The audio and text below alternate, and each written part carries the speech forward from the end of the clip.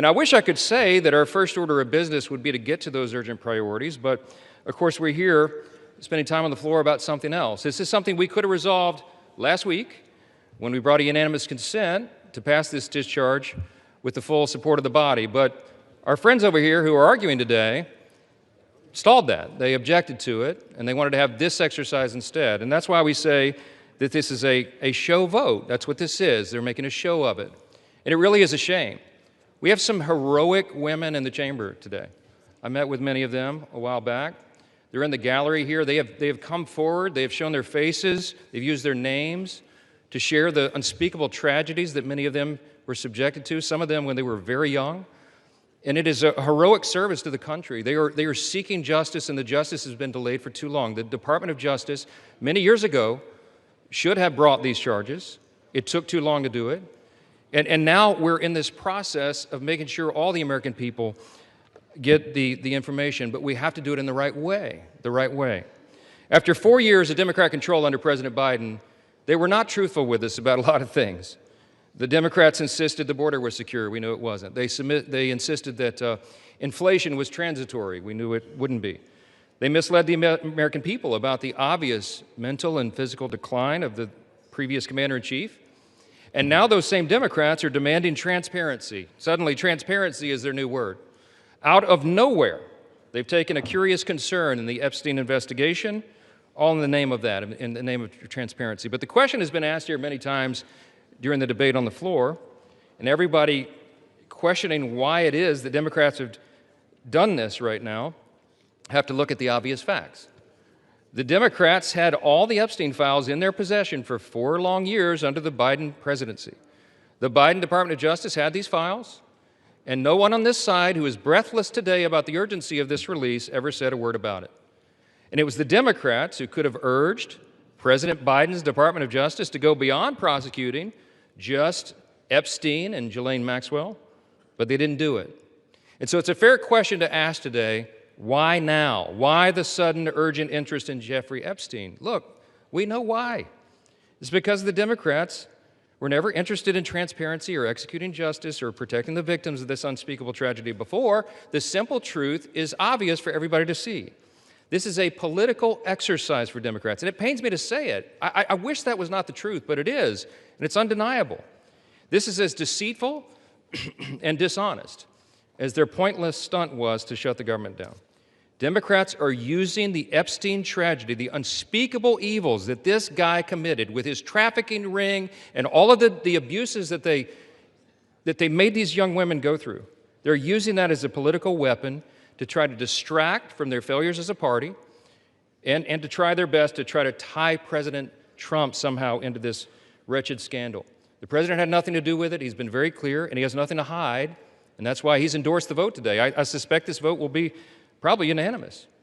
But here's the important point that everybody needs to understand. We have been advocates of maximum transparency, but we have also insisted that the victims be carefully protected. The Oversight Committee has been doing extraordinary work, and we've got some of the most vigorous advocates on the Republican and Democrat side on the Oversight Committee. They've been working in earnest to deliver transparency for the American people and to do it in a responsible manner. What do we mean by that?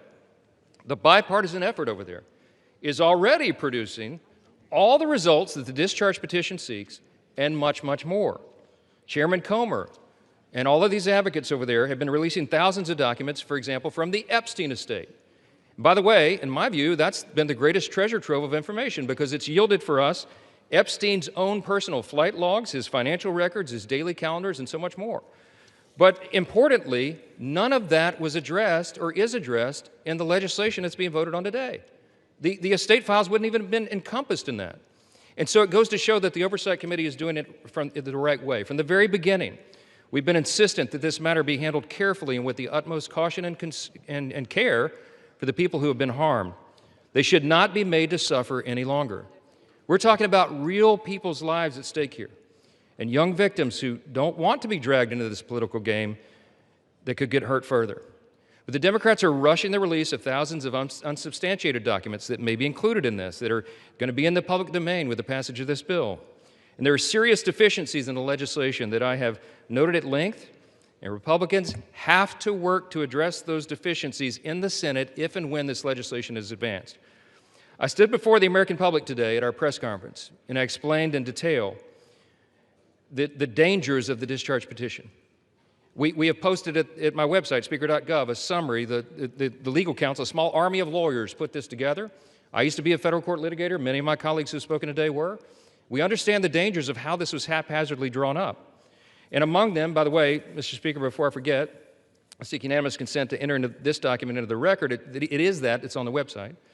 It's entitled, How the Flaws of H.R. 4405 Could Re-Victimize Epstein's Victims, Create New Victims, and Damage the Judicial System. It is dated today.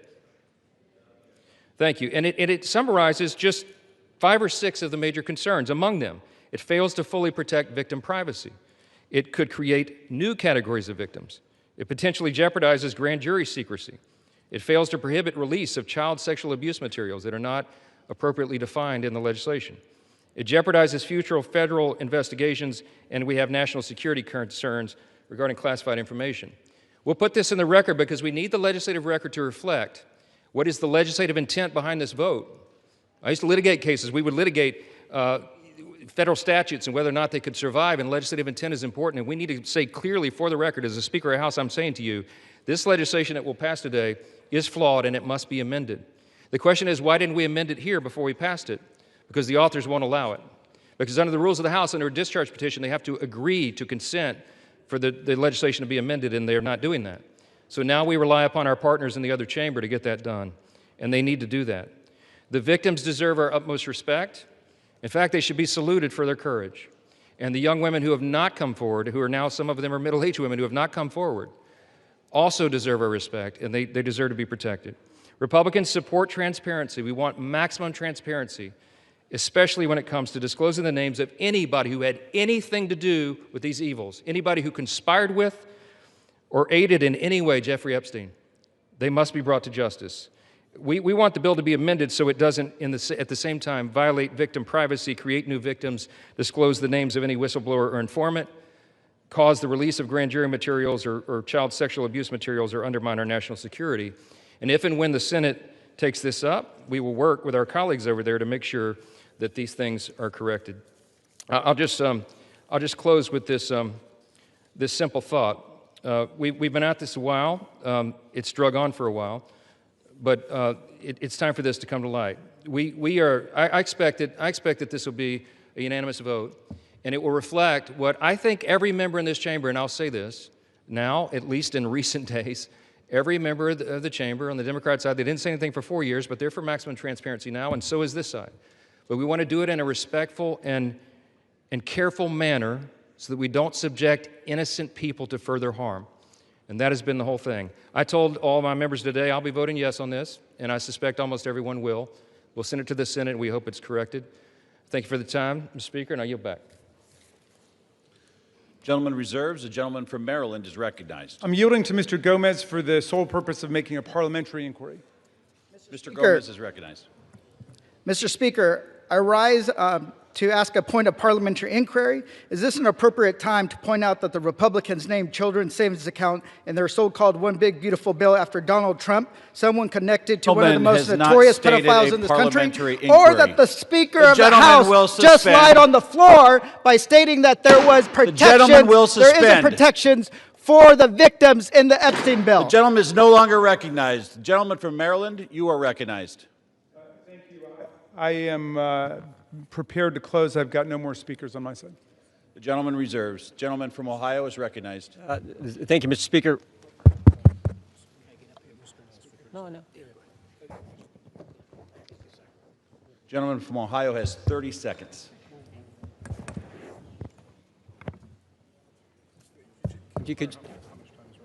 Can I inquire how much time is remaining? 30 seconds.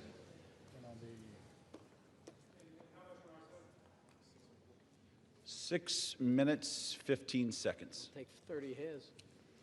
We reserve. Gentleman reserved. Gentleman from Maryland is recognized. I'll take the opportunity of the Speaker's presence to respond to some of the things that he said. In the very presence of the victims and the survivors who come to join us today, the Speaker said that now would be a time we should be working on urgent legislative work. Mr. Speaker, justice is urgent legislative work. The truth is urgent legislative work. The Speaker says, why now? Why now? Well, Mr. Speaker, you were the one who refused to swear in Adelita Grajova for 50 days. We would have done it 50 days ago, but she provided the 218th signature on the discharge petition. So why now? It was because of your dilatory tactics, your delay, your postponement of it. Now, the gentleman says that there are not sufficient protections. There are protections in the bill for the victims to make sure that their names will be redacted. And yet we hear even the Speaker of the House of Representatives openly inviting the U.S. Senate to start finger painting on this bill, which we have waited more than 5 months to bring to the floor. The Senate should pass the bill exactly as it's written. The President should sign it exactly as he said he would when he finally changed his mind. And the Epstein file must be released. Moreover, if the President is serious about what he's saying, he's got the power to release the Epstein file right now. Nobody's stopping him. It's within his possession. It's within his control. He can release the whole thing, and he can redact the names of the victims and others who are innocent in this process. Mr. Speaker, Speaker Johnson said that these are unspeakable evils. Well, because of the bravery and the invincible courage of the women who've joined us today, they're no longer unspeakable. They're spoken. They're articulated. The cat is out of the bag, and we know what's been going on for decades. It's been a double standard of justice, going all the way back to Alex Acosta, who later got rewarded with a cabinet appointment in the Trump administration. Alex Acosta had a 60-count federal indictment ready to go against all kinds of people for an interstate sex trafficking conspiracy with solicitation, with child sex abuse, all of it. And he traded that 60-count federal indictment for 1 count in state court. And Jeffrey Epstein ended up getting the sweetest of sweetheart deals ever on the plea bargain front. He was free from 8 a.m. to 8 p.m. to do whatever he wanted and continuing to perpetrate his crimes and run his conspiracy. And then he would come and he would watch TV and spend the night in jail. And it was over in about a year after the rape and sexual abuse of hundreds and hundreds of girls. And he kept going and he kept at it. We want the whole truth to come out. This is the United States of America. Even the British monarchy wouldn't put up with this. How about the American democracy? How about we say, no way, we're not going to allow this cover-up to go on for 1 day more. And I'm glad the President changed his mind after pulling out all the stops to try to get one of our Republican colleagues to change their mind, to remove their name from the discharge petition. He gave up. And I want to salute the gentlelady from Colorado from having the courage to stand her ground in the Situation Room in the White House and say, no, she wasn't going to be bullied. No. So I'm glad the President changed his mind. But let's be clear, Mr. President, you've got the power today to release the entire file. That's what you called for. That's what Pam Bondi called for. That's what Kash Patel called for. So we don't need anybody calling for the Senate to slow things down for more weeks and more months. The American people have had it. We'll reserve.